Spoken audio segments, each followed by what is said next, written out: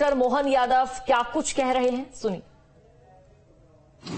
Lieutenant general Veerpal Singh ji, major general A.K. Mahajan ji, major general Sumit ji, brigadier Anil Das ji, brigadier Shri Rahul रे जी, brigadier Shri Arun Nair जी, brigadier Ajit Singh ji, इस अवसर पर उपस्थित समस्त आमंत्रित अतिथिगण, पत्रकार साथियों और एनसीसी के मेरे प्यारे प्यारे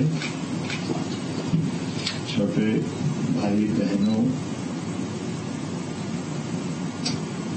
हमारे जाबाज बहादुर सैनिकों ने जो इतिहास लिखा है, यद्यपि अतीत के काल से परमात्मा की कोई कृपा है भारत पर, भारत का पराक्रम, पुरुषार्थ, साहस, शौर्य हजारों साल से दुनिया में अपनी एक विशेष पहचान के कारण से जाना जाता है। और इसीलिए दुश्मन अलग अलग दौर में कई कई रूप बदल करके कई कारणों से, कई प्रकार से हमको नष्ट भ्रष्ट करने भी आता है। लेकिन इकबाल ने कहा, कुछ बात है कि हस्ती मिटती नहीं हमारी। यूनान, मिस्र, रोम, ये भी हजारों साल पुरानी सभ्यताएं थी, लेकिन इन सभ्यताओं के अंदर का लचीलापन, इनके अंदर की कमजोरियों के कारण से ये अंततः देश नष्ट भ्रष्ट हुए, इनकी मूल जड़ों से कट गए। लेकिन भारत का पुरुषार्थ है, पराक्रम है, शौर्य है। और हम ज्यादा पुरानी बात भी नहीं करें, केवल 47 के काल को याद कर ले। दो देश एक साथ आजाद हुए, कुछ 14 अगस्त को और 15 अगस्त को हुआ, और दोनों देशों ने अपनी अपनी आबादी के साथ एक नए देश की मान्यता भी पाई। हम सब देख रहे हैं कि भारत के अंदर की अच्छाई के कारण से भारत की अंदर की एक ताकत है, जिसके कारण से सिविल सोसाइटी भी अलग प्रकार से जीती है, साथ खड़ी रहती है और अंदर की कठिनाइयों में से भी मार्ग खोजती है, उसमें रास्ता निकालती है। और सच्चे अर्थों में तो जब देश आजाद हुआ था तो भारत और पाकिस्तान के बंटवारे में हमारी कृषि भूमि भी जो उन्नत ज्यादा थी वो उधर चली गई। हमारा अपना देश का कई मामलों में एक तरह से नई हिस्से में नई चुनौतियां आई थी, लेकिन भारत ने जल्दी से हिसाब चुकता किया है। एक जाने अनजाने युद्ध हुआ 1962 का, उस 62 के युद्ध के तुरंत बाद 65 का युद्ध हुआ।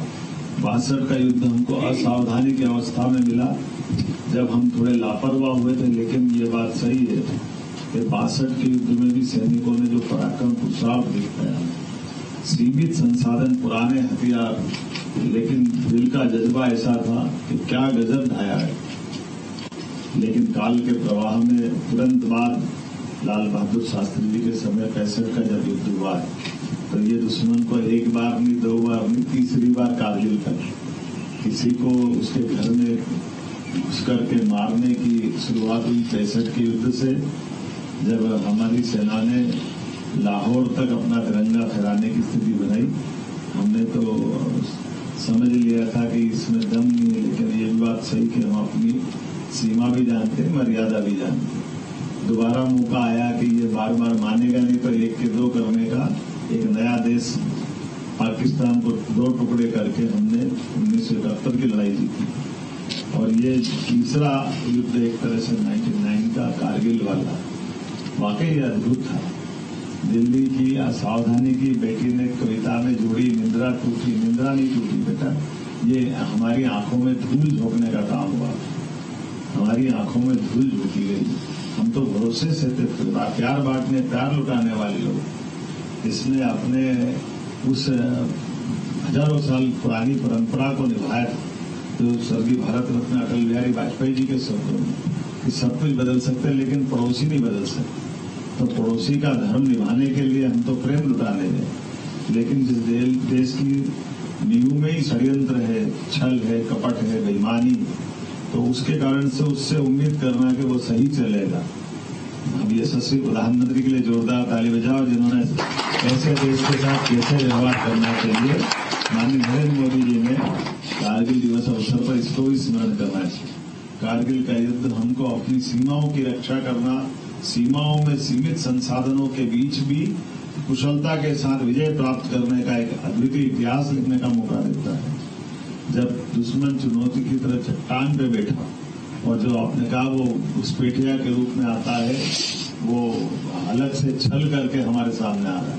लेकिन अगर आंकड़ा पकड़े, अगर आपने जो बताया है कि दुनिया तो 5,000 मानती है, हम 2-2,500 की कहते हैं, लेकिन पाकिस्तान भी 700 साढ़े 700 सैनिक तो मानते ही है। सैनिक तो एक भी क्यों ना, हमारे अभिनंदन को याद करो, मूछवाला हमको कल्पना करो, केवल जोरदार ताली बजा। हमारा देश का